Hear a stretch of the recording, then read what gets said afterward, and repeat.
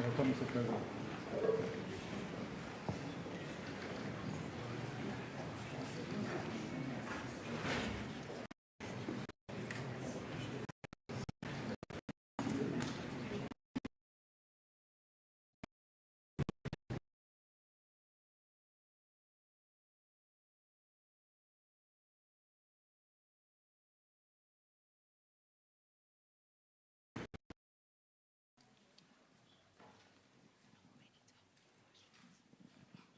Öncelikle NATO Liderler Zirvesi'nde değerli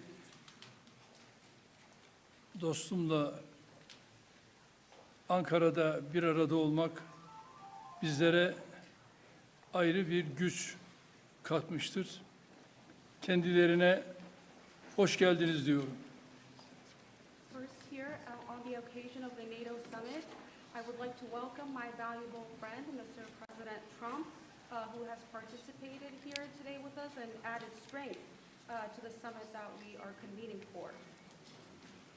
Ve bu ziyaretin ne kadar önemli olduğunu özellikle ifade etmek istiyorum. And I would like to express how important this summit is that we are here gathering for. NATO Liderler Zirvesi'nin bugün Ankara'da yapılıyor olması ve tüm liderlerin şu anda ülkemizde bir araya gelmesi, yarın değerli dostum Sayın Trump'la birlikte olması bizlere ayrı bir güç katacaktır. The fact that we are convening here today for the NATO Ankara summit and that all the leaders are arriving at tomorrow with the presence of President Trump, which will be adding might and strength to our summit. Kendilerine tekrar hoş geldiniz diyor. Once again, I would like to say welcome, Mr. President. Well, I want to thank you very much. As everybody knows, it's been very much reported. We are great friends. The president has done an incredible job just landing at the airport, to see such a beautiful airport and to have a building named after me. I was very happy about that. That was very nice. The airport is absolutely beautiful. The roads coming in were brand new and beautiful, and you've been a great leader and a respected leader all over the world, and we really do. We've had right from the beginning good chemistry. We've had a very special relationship. Turkey has become, under the president, a very powerful country militarily. People don't know how powerful, actually. They have a lot of our equipment, and they have a lot of great soldiers, and they're really somebody to be reckoned with. And the nice part is that because of the relationship that we have, it's all gone very well. I just want to say that I have respect for the president, and I think it's really to the benefit of both countries. We're going to be talking today about trade. We're going to be talking about other things having to do with the military, lots of different things. Estimated their military, they cannot have a nuclear weapon. And we're going to have some very good discussions, but we do a lot of trade with Turkey.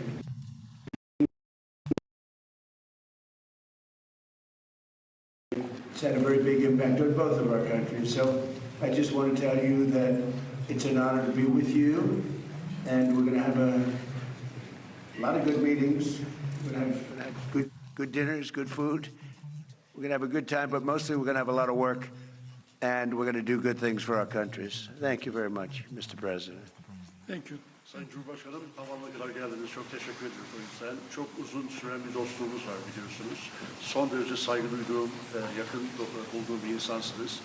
Buradaki buluşmalarımızda, görüşmelerimizde 3 konudan bahsedeceğiz. Askeri, ticari ve bir de İran konusundan bahsedeceğiz.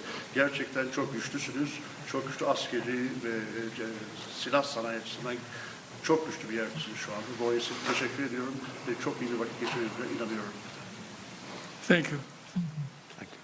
Very much. Okay. Mr. President, are you going to sell F-35 And what about the legal restrictions? Well, it's a decision we're going to make. We have a very good relationship. I would think that many people, I can tell you, many people, including the people sitting right here, thinks, why wouldn't we do that? We have a better relationship with Turkey, and Turkey's been in many ways much more loyal than other countries that we think would be loyal. So, yeah, it's something certainly we would consider. It's a great plane. It's the best, currently the best plane by far. And it's certainly something we will consider, yeah.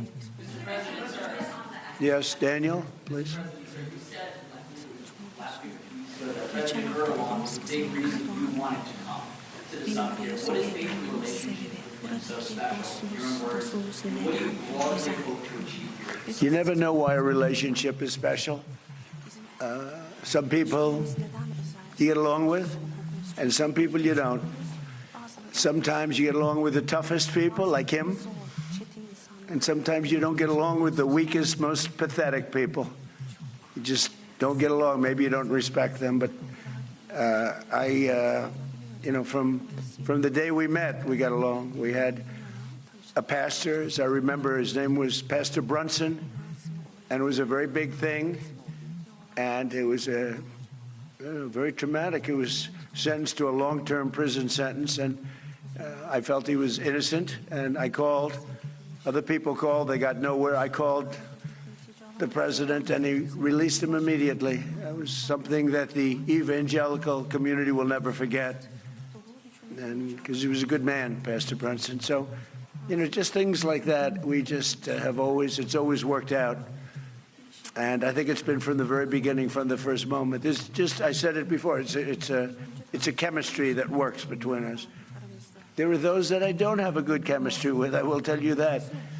And we work that out too. Further troop drawdowns in Europe, are you likely to announce further troop drawdowns in Europe? Say it? Are further troop drawdowns in Europe likely? And are you satisfied with the progress that NATO allies have made? Well, we're going to see. I was very disappointed with NATO. And frankly, if it weren't held in Turkey, where my friend happens to be a very strong leader, a very strong person, it's possible that I wouldn't have attended. I felt I had to attend because of the fact that, I know he's gone all out. It was a big thing to have NATO come to Turkey or any place else. It's a big thing. But we weren't treated well because we did something in Iran. We don't need anybody's help. I didn't even want their help. But before I asked, they said they wouldn't be there. And we've invested trillions of dollars in NATO. Why?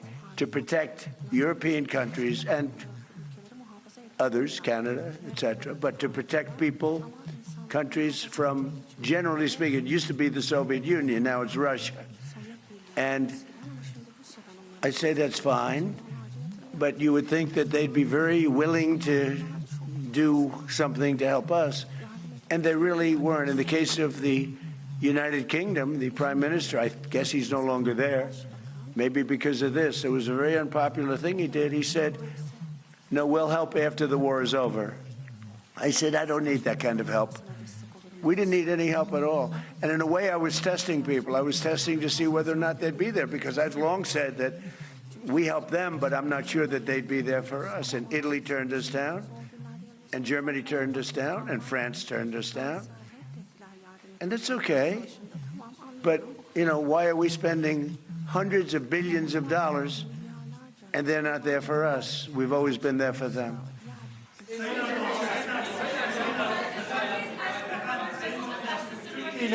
Türkiye ile Suriye arasında Türkiye'de efendim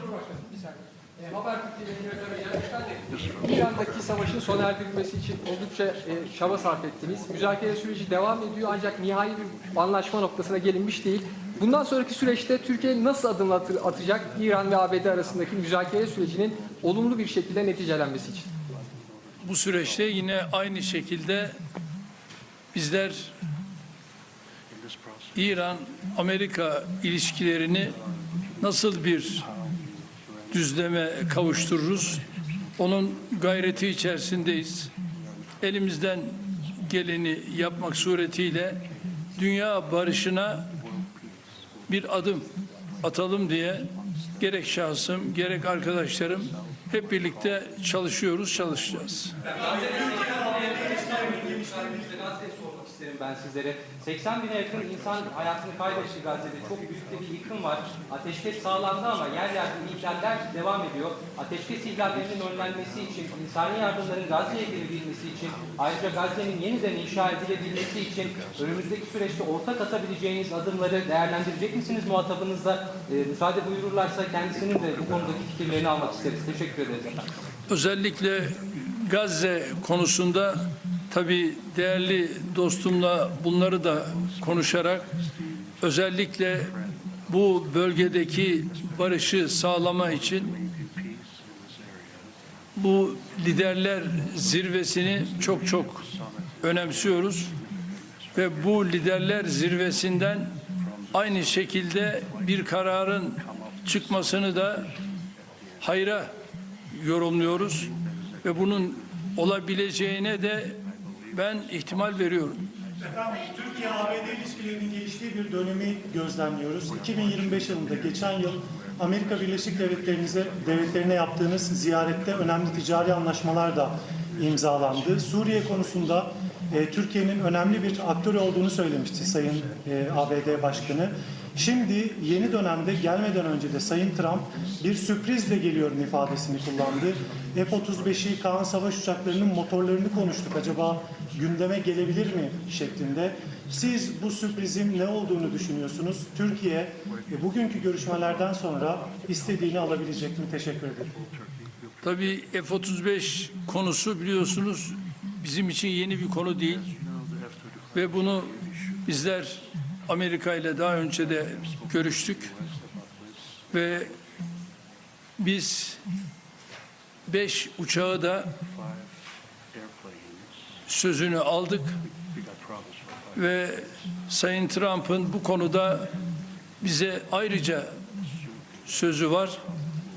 Ve şimdi de bu liderler zirvesinde yapacağımız... All right, you are listening to a bilateral meeting between American President Donald Trump and Turkish President Erdogan. President Trump arriving there in Turkey for the NATO summit, praising the host nation. Turkey, will also continuing to express some of his disappointment that he's echoed over the past year and a half during his second term with NATO, especially over European support for the war with Iran. Actually, even mentioning that if it weren't for Turkey, for the meeting being in Turkey and for it being his friend, President Erdogan there, not sure that he would have made it to this meeting. It comes as there's quite a bit to be unpacked at this NATO summit, including what's happening between Russia and Ukraine as we speak. Of course, the years-long war at this point, but also the two trading attacks right now after Russia attacked Kyiv just within the last day, killing multiple people. Let's listen back in as President Trump begins to speak again at this bilateral meeting.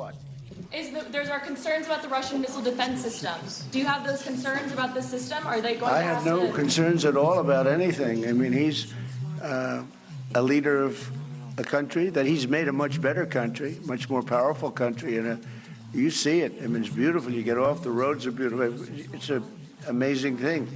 Now, I have no concerns about anything having to do with Turkey. The relationship, I would say the relationship with Turkey right now is better probably than it's ever been. It was good in my first 4 years, but I think now it's probably even better than that, if that's possible.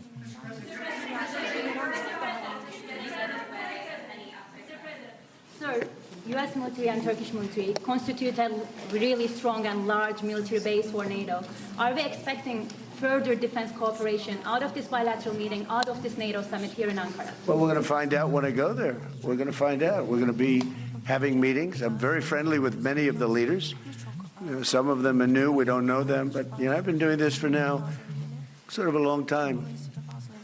If you count the 4 years where we had a rigged election, you know, it was very much into politics then, too. But I spent the first 4 years. I spent 4 years in a little different state. And then we've had an amazing, probably the best year maybe ever had by an American president. When you look at the economy, we have the greatest economy we've ever had. We have $19 trillion, $19.2 trillion to be exact, being invested in the United States. That's 7 or 8 times more than it's ever had. It's a world record. not just a U.S. record. And I just read where, in fact, coming over, I was in the car with those beautiful horses, those great riders, those great soldiers, and it came over the wires that Toyota is moving out of Mexico into the United States and building one of the biggest truck and car plants ever built. It's amazing. That's what tariffs do, if properly used. And so we've never had a more exceptional economy or potential economy. There's never been anything like it. Under the last administration, they did much less than $1 trillion of investment coming in. And we're at 19.2 trillion in actually the first 12 months, because that's where it's, really, so we're there a year and a half, so that number is now substantially higher. But 19.2 trillion, Scott, for a period of 12 months. Nobody's ever seen anything like that. So we have by far the greatest economy. We have more jobs right now in the United States than ever before. And we have a great relationship with some countries on trade, and Turkey happens to be one of them.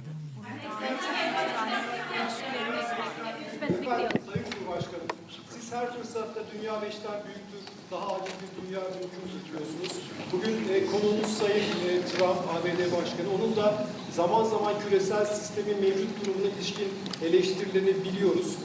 NATO'nun iki en büyük askeri gücü olarak bu noktada, bu eleştiriler doğrultusunda ortak bir adım, ortak bir girişimde bulunması önümüzdeki süreçte söz konusu olabilir mi?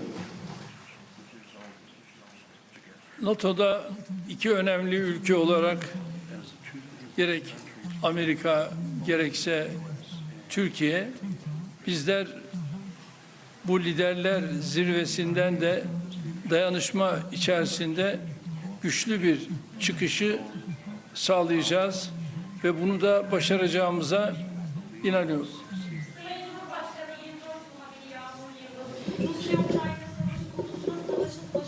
Bu yana ara buluculuk tesis ettiğiniz, iki ülkenin dışişleri bakanlarını Antalya Diplomasi Forumu'nda bir araya getirdiniz. İstanbul'da çok önemli müzakereler yürüttünüz. Bu zirve kapsamında da Sayın Trump'ın Sayın Zelenski ile görüşeceğini biliyoruz. Nihai aşama olarak hangi noktadayız? Savaşın sonlanması konusundaki gidişata ilişkin değerlendirmeniz nedir? Teşekkürler. Antalya Diplomasi Forumu'nda Dışişleri Bakanlarımız bir araya geldiler. İstanbul'daki müzakere sürecini de... Is that for me? Are you asking me or are you asking the president? The president, yes. Biz Rusya-Ukrayna arasındaki bu gelişmeleri de yine değerli dostumla burada paylaşacağız, görüşeceğiz ve ona göre de adımlarımızı atacağız. Televizyon kanalından Hatice Kübra Bal, benim sorum da aslında az önce biraz yanıtladınız ama Türkiye'nin 5. nesil uçağı Kaan motorları için F-110 motorlarından söz edeceğiz. Aynı zamanda kassa yaptırımları ve bu bağlamda da F-35 alımı ile ilgili aslında bu görüşmeden bir somut sonuç bekleyebilir miyiz? Onu merak ediyoruz. Ben bunu daha önce değerli dostumla görüştüm ve Kaan'la ilgili onun motorları noktasında bu liderler zirvesinde bu görüşmeyi değerli dostumla tekrar bir araya geldik. Onu görüşeceğiz ve inanıyorum ki bununla ilgili bize verdiği müjdeyi burada da tekrar edecektir ve bu müjdeyle de herhalde liderler zirvesinde kendisine teşekkür edeceğiz. You know, I might add that Turkey bought planes. It's the best plane. But they bought planes from the United States. And when you buy a plane from the United States, if there's engine... President Trump holding a bilateral meeting right now with Turkish President Erdogan after arriving at the NATO summit. Tonight they'll have dinner. Tomorrow the work really gets underway with the president scheduled to meet with Ukrainian President Zelensky. That is going to do it for this hour of Morning News Now. Stay with us. We'll have more in just a moment.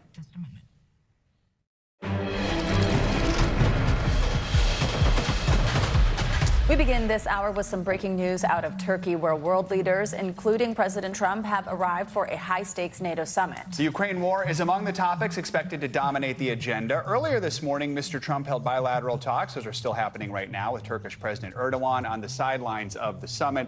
The president was asked whether the U.S. would sell F-35 jets to Turkey amid pending legal and congressional hurdles. Take a listen to what he said. We have a very good relationship. I would think that many people, I can tell you, many people, including the people sitting right here, thinks, why wouldn't we do that? We have a better relationship with Turkey, and Turkey's been in many ways much more loyal than other countries that we think would be loyal. So something certainly we would consider. It's a great plane. It's the best, currently the best plane by far. And it's certainly something we will consider.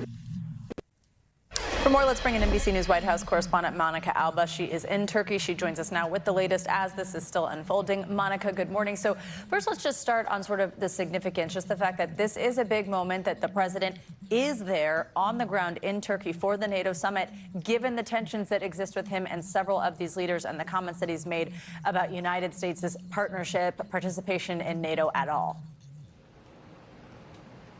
Exactly, Savannah. This is a critical alliance that certainly has been tested and will continue to be tested throughout this critical summit. And the president said that if it were not for his close relationship with the Turkish president, with President Erdogan, he may have skipped this altogether, that he felt he wanted to be here in person specifically because of him and the close ties that they have forged. But certainly there is so much on the agenda here, certainly some of that covered in what you just played, with the president talking about this decision about the F-35 jets and selling them to Turkey. The reason that this is a point of contention is that there is a possible issue with the kind of technology that Turkey would use that could make this the kind of thing where it could fall into the wrong hands. That's the concern from the U.S. government's perspective, from the Pentagon's perspective, particularly when it comes to Russia, given the ties between Turkey and Russia and some of the other arms deals and sales that have taken place in the past. So that is one aspect that they will be dealing with. But it's been a persistent question for the president and his White House, whether they would go forward with that. But certainly the backdrop to all of this, Savannah, is the ongoing, very fragile ceasefire with Iran, and the fact that this country, where we are here in Turkey, borders that country, and certainly there is a lot of interest here in the region on what could come next. So expect that to be discussed, in addition to the war in Ukraine, that ongoing conflict now stretching nearly into its 5th year here. Remember that that is something that President Trump, as a candidate, promised to bring to an end, to a conclusion, as soon as he took office in this second term, which certainly hasn't happened.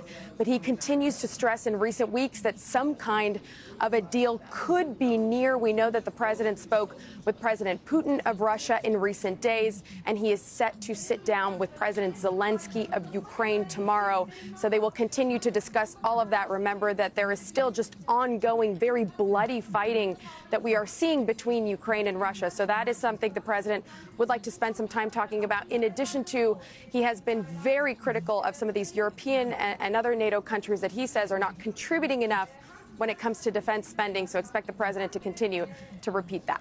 Savannah, Monica, walk us through a little more of what the president's schedule is. Obviously, they have dinner tonight and things really get going tomorrow. And just big picture, what does the U.S. and what does the White House hope to get out of this NATO summit? Knowing some of the past tensions we've seen between the U.S. and other NATO nations, what seems to be the primary goal? Yeah, and remember that the president has even mused about withdrawing from NATO. Certainly that doesn't seem to be something that he's going to be talking about here, but it's something that he does like to refer to when he is particularly unhappy, even though when you do look at the actual percentages of the GDP of the certain nations that are contributing, they are being made to commit to essentially a 5% defense spending payment, that some of these countries are getting close to more like 2%, but are headed in the right direction. The president still overall, though, feels that more could be done, and he has called out some countries in particular. So that's kind of the backdrop to all of this in terms of what might come out of it and what you might hear from the president. But the head of NATO is essentially arguing that things are headed where they should be, and he has tried to convince President Trump through a method of flattery, really, that we have seen from Mark Rutte, really praising the president's leadership and trying to kind of get him to come along and continue to embrace the alliance. But in terms of schedule, Joe, the president will have that meeting, as I mentioned, with President Zelensky tomorrow. He will also meet with the president of Syria tomorrow, we expect. And there will potentially be some other pull-aside, some other meetings, as often take place when you have global summits like this and other leader meetings where more of them will be together before he returns to Washington tomorrow evening. So it's actually a pretty quick trip for the president. Guys. All right, Monica Albra from Turkey for us, covering this breaking news as President Trump and Turkish President Erdogan hold this bilateral meeting to kick off the NATO summit. Monica, thank you very much. Let's turn to our other main story, those intense storms drenching huge portions of the country overnight.